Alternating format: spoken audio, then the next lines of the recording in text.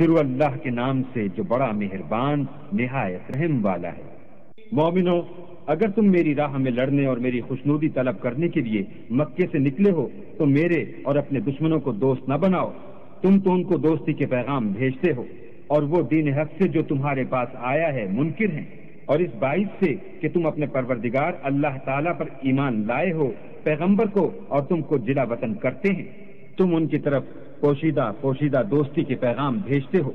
اور جو کچھ تم مخفی طور پر اور جو علل اعلان کرتے ہو وہ مجھے معلوم ہے، اور جو کوئی تم میں سے ایسا کرے گا وہ سیدھے رستے سے بھٹک گیا۔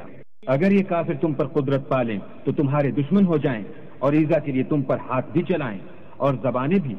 اور چاہتے ہیں کہ تم کسی طرح کافر ہو جاؤ۔ قیامت کے دن نہ تمہارے رشتے ناطے کام آئیں گے اور نہ اولاد، اس روز وہی تم میں فیصلہ کرے گا،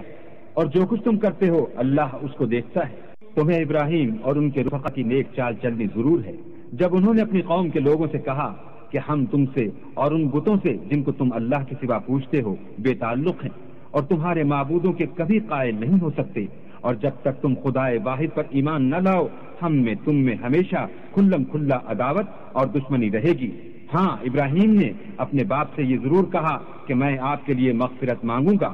اور میں اللہ کے سامنے آپ کے بارے میں کسی چیز کا کچھ اختیار نہیں رکھتا۔ اے ہمارے پروردگار، تجھی پر ہمارا بھروسہ ہے اور تیری ہی طرف ہم رجوع کرتے ہیں، اور تیرے ہی حضور میں ہمیں لوٹ کر آنا ہے۔ اے ہمارے پروردگار، ہم کو کافروں کے ہاتھ سے عذاب نہ دلانا،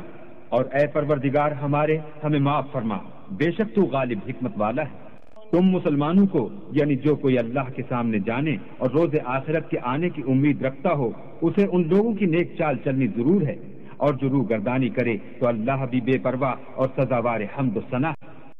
عجب نہیں کہ اللہ تم میں اور ان لوگوں میں جن سے تم دشمنی رکھتے ہو دوستی پیدا کر دے، اور اللہ قادر ہے اور اللہ بخشنے والا مہربان ہے۔ جن لوگوں نے تم سے دین کے بارے میں جنگ نہیں کی اور نہ تم کو تمہارے گھروں سے نکالا، ان کے ساتھ بھلائی اور انصاف کا سلوک کرنے سے اللہ تم کو منع نہیں کرتا۔ اللہ تو انصاف کرنے والوں کو دوست رکھتا ہے۔ اللہ انہی لوگوں کے ساتھ تم کو دوستی کرنے سے منع کرتا ہے جنہوں نے تم سے دین کے بارے میں لڑائی کی اور تم کو تمہارے گھروں سے نکالا اور تمہارے نکالنے میں اوروں کی مدد کی، تو جو لوگ ایسوں سے دوستی کریں گے وہی ظالم ہیں۔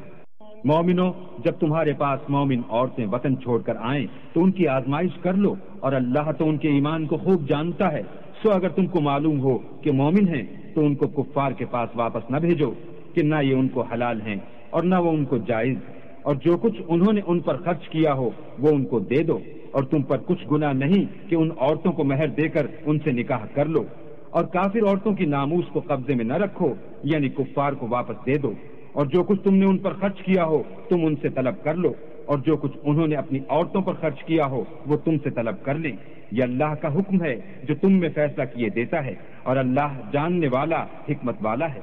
اور اگر تمہاری عورتوں میں سے کوئی عورت تمہارے ہاتھ سے نکل کر کافروں کے پاس چلی جائے اور اس کا مہر وصول نہ ہوا ہو، پھر تم ان سے جنگ کرو اور ان سے تم کو غنیمت ہاتھ لگے، تو جن کی عورتیں چلی گئی ہیں ان کو اس مال میں سے اتنا دے دو جتنا انہوں نے خرچ کیا تھا، اور اللہ سے جس پر تم ایمان لائے ہو ڈرو۔ اے پیغمبر، جب تمہارے پاس مومن عورتیں اس بات پر بیعت کرنے کو آئیں کہ اللہ کے ساتھ نہ تو شرک کریں گی، نہ چوری کریں گی، نہ بدکاری کریں گی، نہ اپنی اولاد کو قتل کریں گی، نہ اپنے ہاتھ پاؤں میں کوئی بہتان باندھ لائیں گی، نہ نیک کاموں میں تمہاری نافرمانی کریں گی، تو ان سے بیعت لے لو اور ان کے لیے اللہ سے بخشش مانگو، بے شک اللہ بخشنے والا مہربان ہے۔ مومنو، ان لوگوں سے جن پر اللہ غصے ہوا ہے دوستی نہ کرو، کیونکہ جس طرح کافروں کو مردوں کے جی اٹھنے کی امید نہیں، اسی طرح ان لوگوں کو بھی آخرت کے آنے کی امید نہیں۔